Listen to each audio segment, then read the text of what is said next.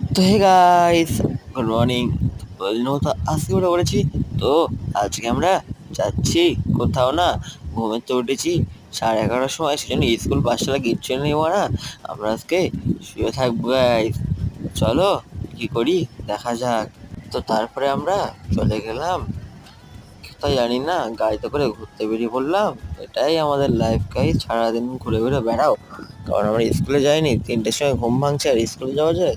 তারপরে ও সমাধি গেল, ও আসলো, আবার আমরা বাড়ির দিকে গেলাম। তো চলো, তো যাওয়া যাক। সেখান থেকে আমি চা খেতে গেলাম গাইস। চাটা সেই ছিল, শুধু তোমাদের দেখাতে পারলাম না। তারপরে আমরা আস্তে আস্তে বাড়ির দিকে যাচ্ছিলাম। আর বাইরের ওয়েদারটা দেখো গাইস, সেই একটা ওয়েদার। আর দেখো অবস্থা। তারপরে আমি বাইরে এসে একটু রান্না বান্না শিখলাম। তো আজকের জন্য এটুকুনি, টাটা।